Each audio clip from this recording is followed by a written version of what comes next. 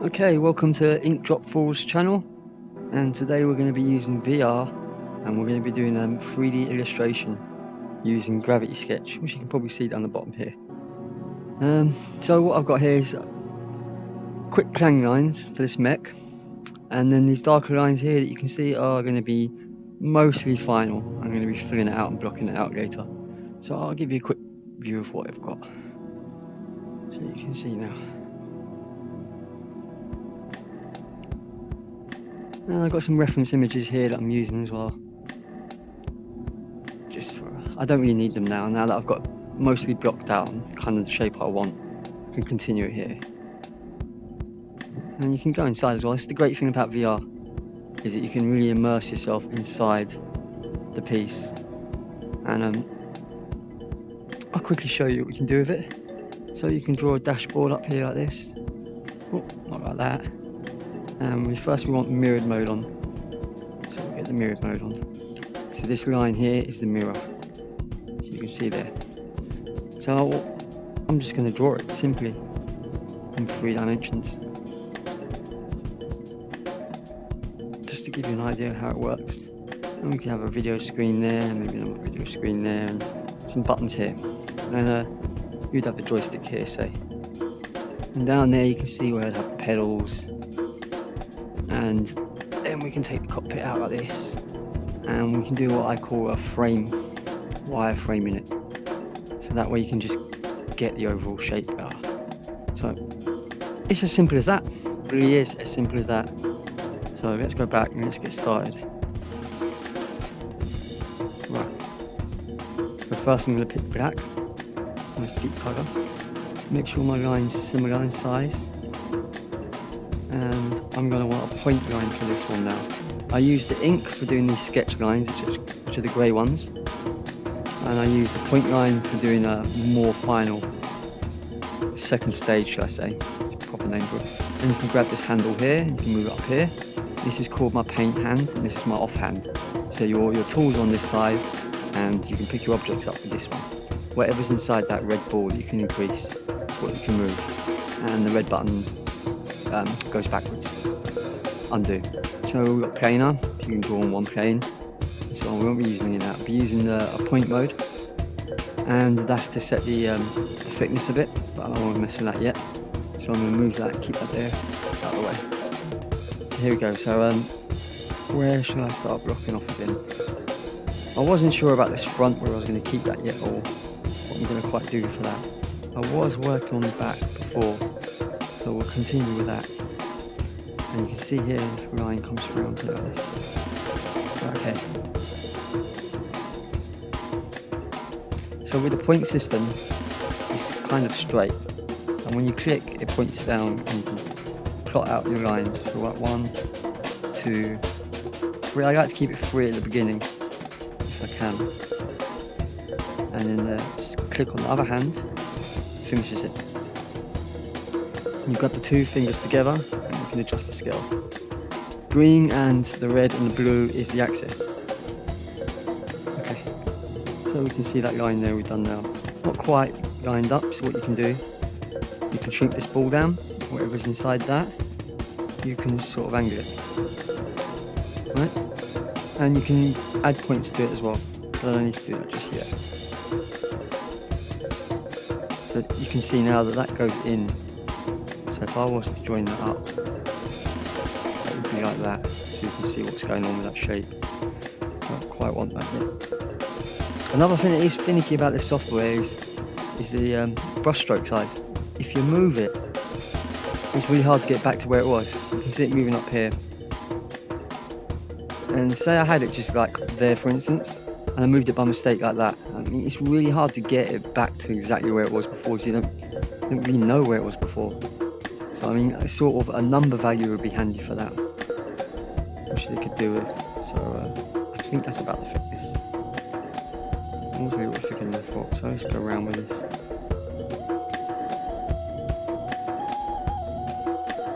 And the music you can hear in the background is one of my tracks. I made that a few years ago. I was looking for some music to play, and I don't want to worry about copyright laws and all that, so this is one of my own tracks.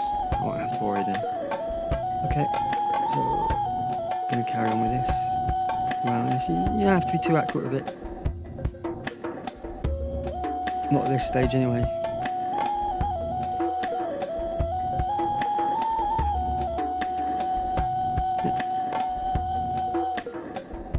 So the grey lines is just the plot lines, the first stage. Okay, let's take that straight across.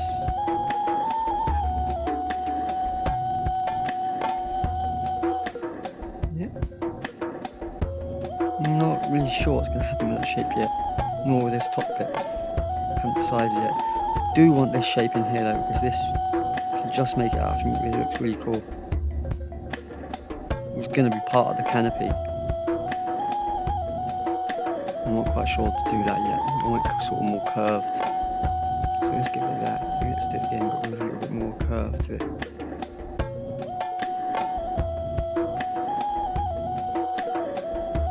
Yeah. So you can sort of see what's going on here now.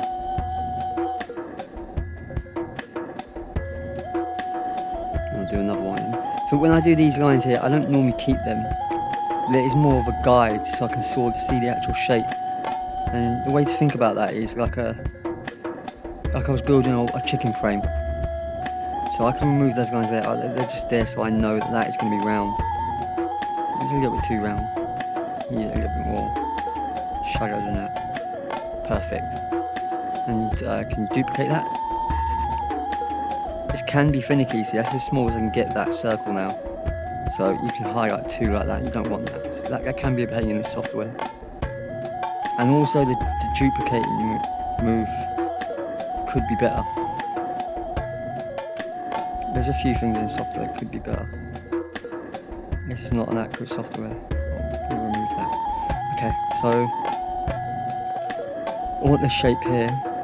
I want to make sure that that's kind of a angular, and you can kind of see the influences that are going on here now. You've got a kind of a Robocop thing going on there. A bit of an Apache helicopter going on. It's just all going from memory, a little bit of these references as well, but they're all just coming out of my mind. So there's going to be loads of influences in there. I mean, like that there, when I was doing that, I wasn't really sure what I was doing. I was just drawing it out. As soon as I finished it, I realised how much that actually looks like the shape from Aliens, but with alien heads. So no doubt that was influence in that shape. There's the things like that when you've been doing art for a while, you notice all these little influences that you do in your art that come from movies or games that you played, and you put them in there without even realising you're doing it. And when you've been doing it for a while, you start to understand yourself better and the habits you do, that you can you'll realise when you do something like, oh, that reminds me of this, or that reminds me of that. That happens a lot. I mean, I'm easily influenced, I say, which is no bad thing when you're doing art. Yeah, so let's carry on. So I'm going to do get this nose going out. I'm not really sure what I want to do with the nose. So let's have a quick play about, see what I can come up with. And my dog is chewing something he shouldn't be. Give me a sec, I have to check. What are you chewing?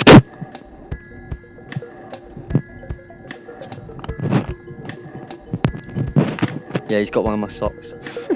He's chewing that. So yeah, it's dangerous having a dog around you and doing 3D. Oh, okay, I've made some mistakes there. Right, okay. So yeah, I'm not too sure about that line that I just did. It's too steep. I want more.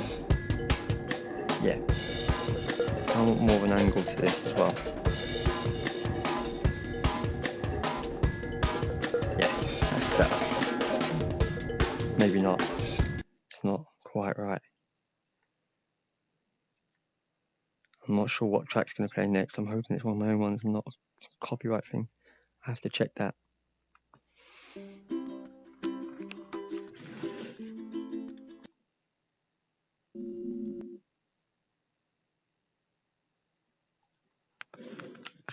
Right, okay, yep. Back to it. Too many distractions. Right. So, yeah, I boxed that out a little bit, didn't I? So, let's go from here. And I don't want this too big, so I made that too big earlier. I want this a lot smaller. And I want that Apache helicopter look to it. So I'll put in a quick rough circle here.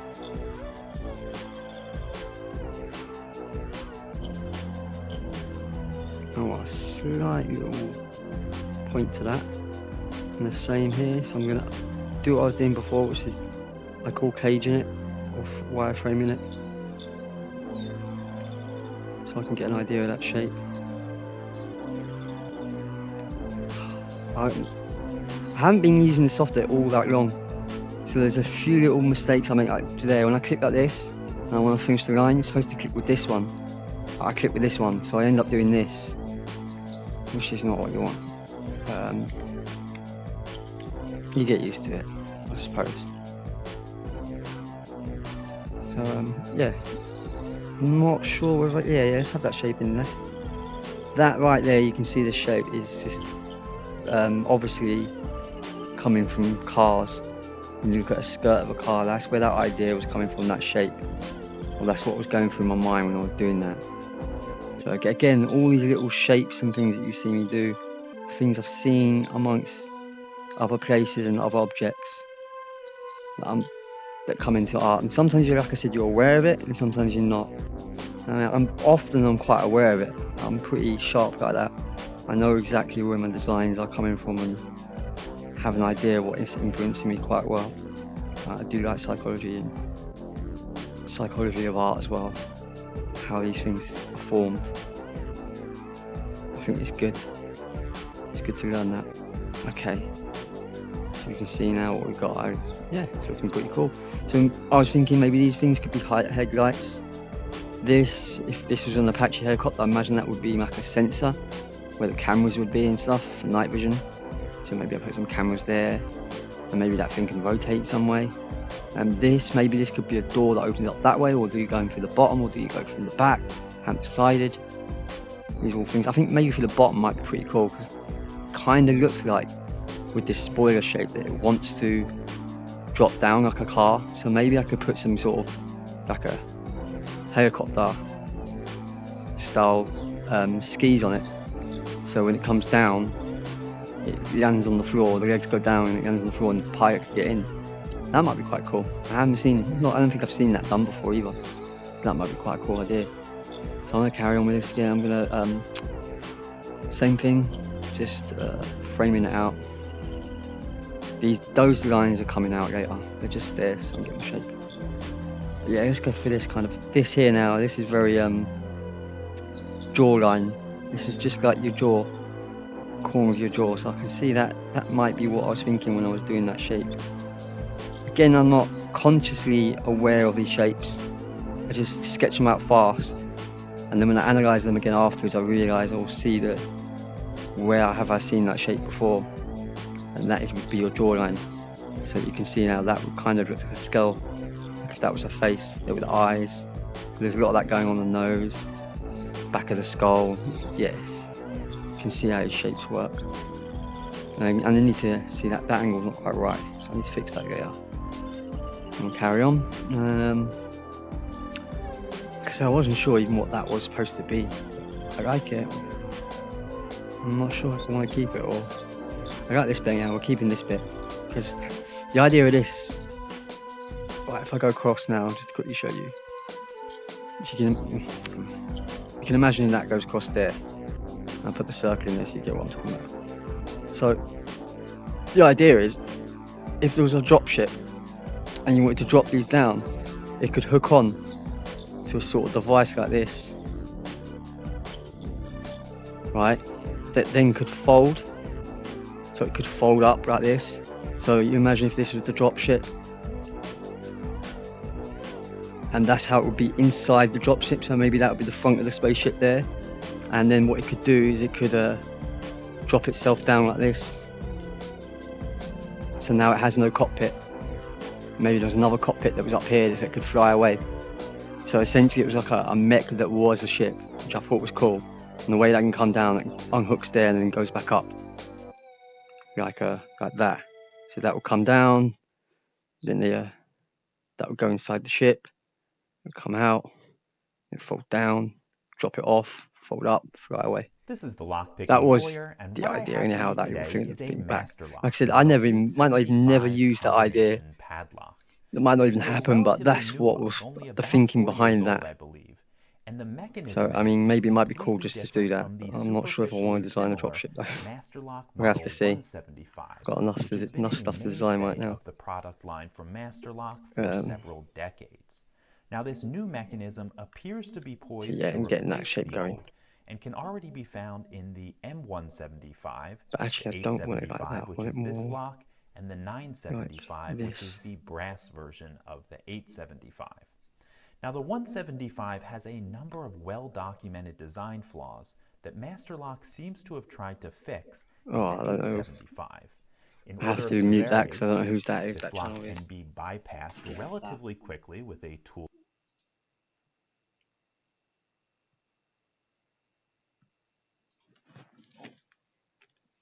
Oh, what it is, I've got my one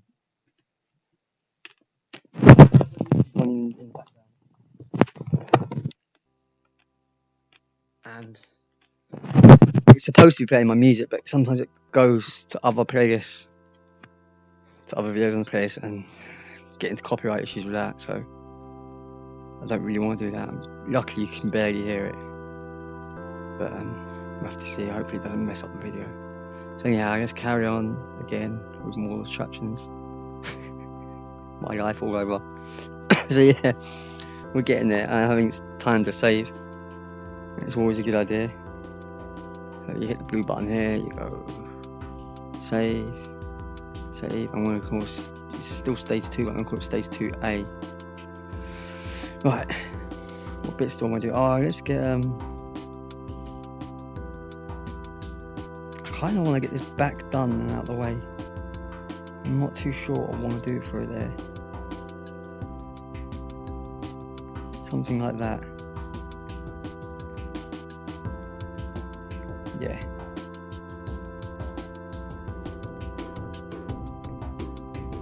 Yeah. Bosh. Right, and we'll shape that out just a little bit more again. Like that. And we'll shape it even more.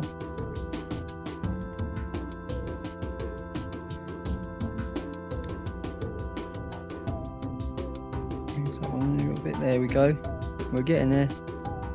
So when I come to actually 3D modeling it, I'll be putting in boxes and actual 3D printer shapes and building them out from there inside these lines. So that's what all this. That's what I was talking about before when it flickers up the line like that on you. I mean, it's user input. It's my fault. But it's not obvious that you've done it and you don't mean to do it. It happens quite a lot as well. Yeah. So we've got most of the bit done. I need to start thinking about the bottom as well because it's too plain. But not yet. It's not important yet. What's important now is to get some of these gull wings going. I wasn't sure what I was going to do with this shape. I mean, it's there. It's missiles and stuff, but I don't really know if that's how I want that to be. If I want it that high, but yeah, I definitely want these. Right, okay, so the shape here is what I would call a Lamborghini gull wings. The doors that you have on the Lamborghini, you can kind of see that shape. That's what's going through my mind when I'm coming up with that shape there. Looks like a Lambo. And again, like, you'd be surprised where all these shapes come from. It's just popping into your mind as you're doing it. And a lot of the times you're aware of it, and sometimes you're not. But it's also good to have names like that for shapes that you know and can go to. Because if you have a good kind of a mind full of shapes that you can just imagine really easy, that you know from different places, it's easiest to pull them out of the bag. So when you're doing your designs, you'd be like, oh, that kind of looks like a Porsche. Yeah, maybe I'll go with that kind of Porsche shape to it. And the designs evolve like that just throughout. So I mean, if you've got a list of things in your head of shapes that you can go to, it's handy. It helps a lot. Like I said, your inspirations come from places sometimes you wouldn't imagine. I mean, again, now I'm looking at them thinking almost kind of very Star Wars. Something very Star Wars going on with that. Can't quite put my finger on why, but it just is a bit of Star Wars going there. Okay, so we're getting there. I kind of want to. I'm gonna use a blue for this. The reason I'm gonna do that is because I want it to be obvious that that is inside. So I'll imagine. Let's try and figure out the seat would be here. So I imagine all this would be blocked off. Maybe not there. Maybe about here.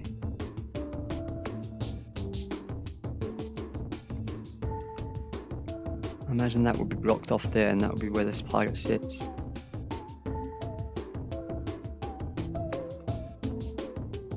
Yeah?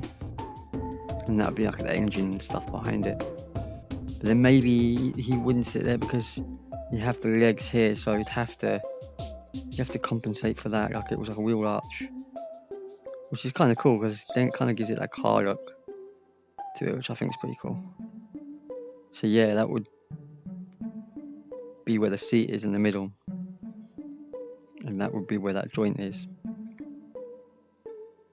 And I'm going to leave that in for a bit, so you can see now I've done it blue, so I can differentiate, if that's how you say it, from the inside and outside. So yeah, just looking around now to see, maybe enlarging it and see if you can see anything else I want to change or add. How about go inside it? Let's have a look. Let's go inside. See how that feels. Oh, now that is so cool when you do this, because if this was 3ds Max now and you wanted to model the dashboard inside, you'd have to get inside the model and turn off some of these mesh by putting it on backface coal. And it is a pain. It is a pain to work inside the model like this. It can be done, and if you're really good at modeling, there's lots of tools and constraints you can do. And I'm fairly good at modeling. I'm not amazing, but I know quite a bit about it. I've been using it for about 5 or 6 years now, but there's still things about it that it's just difficult. But there's so many tool sets and constraints that you can use that, you know, a professional that gets paid to do this for a living would be able to do. But yeah, you don't know from experience. And the other thing, when you're working on your own like this and you're not working for a company, you don't pick up any tips and tricks off other employees. And you can so easily underestimate how useful that can be. So I mean, if you're ever going to do 3D modeling, go and work for a company or an agency. Don't be a hobbyist unless you just want to do it for fun. Then that's fine. But yeah, there is benefits to working in companies in that sense. Picking up tips you're just not going to get off the internet from watching videos. Maybe you might discover them yourself later on. You know. And it's different as well when someone tells you as well that you met the person. They go, "Oh, what about this feature?" You kind of think about more, and when they share to do it, you kind of take it in more. You learn it better. Opposed from just watching a video. I have no idea what that was. It's just a shape that I've got in. I ain't decided what I want to do with that or what that's going to be. I'm just going to save it again. I'm going to call it B this time. I like to do them sequential. So if I have Mech stage 2, which means I'm doing the second block lines, I normally go through the letters A, B, C, D. Actually, it's got through the version numbers. So if I ever go back to decide that I need to make major changes, I go back to A. And once I get to 2B, it'll be stage 3A, stage 4A, so on, up and up and up and up and up. Sometimes I can have hundreds, say like gigs worth.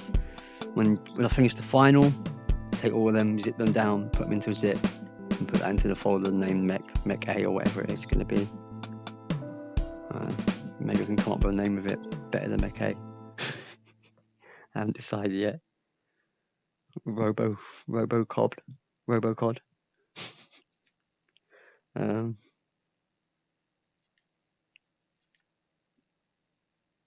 I'm not sure now. I want more angles on this, so I'm gonna do it more like this. because you're getting too much ergonomics. I do love ergonomic sci-fi. Ergonomic is that kind of curved. This would be a great example of ergonomic. Right there, ergonomic sci-fi is when it's curved like that, mixed in with geometric. It's more angular. So I love mixing in angles with curves. It's my thing, but you don't want too much ergonomics in one place, because then it kind of looks odd that this bit's all round and this bit's all square. So you kind of have to think a little bit about each bit. So I like a mix. So I have a little bit of a curve there, but then I've got the hard angles there. That's how I like to do my sci-fi, and I'm always thinking about that. Hard edge and round edges, that's important for me in sci-fi. There's a lot of modern sci-fi now who use ergonomics. It's like Star Trek kind of style. Everything's white, bright, clean, hospital-like. I ain't that keen on that. It's too much like a hospital. Ultimately, I like the Aliens kind of industrial style, but I do like an ergonomic mix into it. It's rare that you see it done well. It either looks too sterile or too modern and not sci-fi enough. That's another problem with that style. It's kind of more rather than being, when you're doing too much ergonomics, rather than being too sci-fi, it ends up looking like ultra modern, which that's a lot of the sci-fis you see today, the cyberpunk stuff. It's not. It's just ultra modern. It ain't sci-fi. Not sci-fi enough. I mean, and that's not all of it. There's some of it get bang on, like Blade Runner gets spot on. I mean, ultimately 2000, Space Odyssey 2001 would be my ultimate sci-fi. I'm not happy with the way that's angled. I'm doing that again. Going back to that again later. I'm gonna need a break from this now, because the problem with VR, this thing is heating up now. It's kind of melting my face. That is the biggest issue with VR, and why it's going to be very difficult for it to become something that you can really get into. I mean, let's be honest, it's supposed to take a break every hour, and no one does. Once you get into it like this, you just want to keep going and going and going. But VR just won't let you do that. It's just too hot, and it's going to be an issue. But I mean, they will solve it, because they'll just get smaller and smaller and thinner until eventually they'll pair sunglasses. And I have no doubt that is actually going to happen. That it is going to get as small as that, or close to.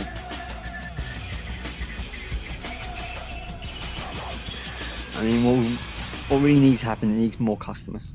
People need to buy into VR more for us to get us to that stage where we need it.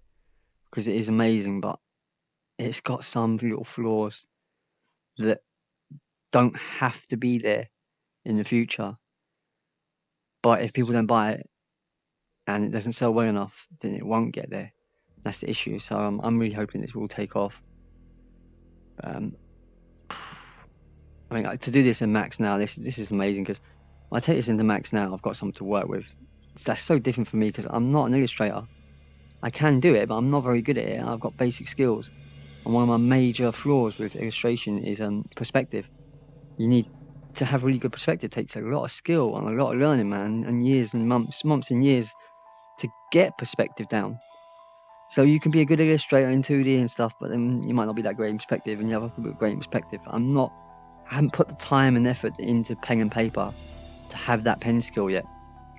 So when a program like this comes along where I can illustrate, you only need basic skills in illustration, that's it, and you can illustrate in perspective, it's impressive. I mean, that's exactly what I need to be able to do my next design, take my designs to the next level, because a lot of times I'll just work straight freehand. I'll just take a shape in 3D Max or 3D and just work with it. But now I've got something to plan with, I'm going to have better designs ultimately. And the great thing about this software is it's for 3D modelers that can't illustrate. This allows them to do that illustration and allows them to do it in 3D. And it's for those illustrators that can do perspective drawing, but they want to save time and do a little bit of 3D modeling, because a benefit of this for an illustrator is once they've illustrated like this, they can go, right, okay, take a screenshot, take that into 3ds Max, you've got your plot lines, you've got all your plan lines done. It's like you've got your perspective you want. But then you might be like, oh, I could just draw that in Photoshop anyway. It's like, yeah, but could you draw that angle as well? and that angle, and that angle, and that angle. You be there all day. So the great thing about this, you can go, right, okay, so if I was in Photoshop, you could have your spaceship like that, for instance, and it's parked, say, in a hangar, and you think, oh yeah, but I need to draw another spaceship now in the sky. Well, I could use this one. Could turn it around, could make it smaller, could put it up there in the sky, take a photo of that, screenshot that, take that into Photoshop. That's just perspective for your second ship, and it's spot on perspective. And you could do that with game characters and everything. So for illustrators, yeah, it's dead handy for that. I mean, if I was illustrating, that's what I'd be using it for all the time, just getting my poses down, or being able to do a great pose and then having different camera angles of it, and then taking maybe 50 screenshots of it and taking it to Photoshop and picking the best ones and doing it that way. That's the way I would do it. You could technically animate with it as well. You mean you could take the shape, move it, screenshot it, move it, screenshot it. There's no reason why you can do that as well. And you could take that into Photoshop, put that into a timeline, make it a GIF, and you'll have the animating. So you could do that with the legs and etc. Right. That would be a technical way of doing it. But might be a lot of work, but it can be done. I mean, actually might be an idea. It might be worth trying that out. See how that works. You know, say that's the leg.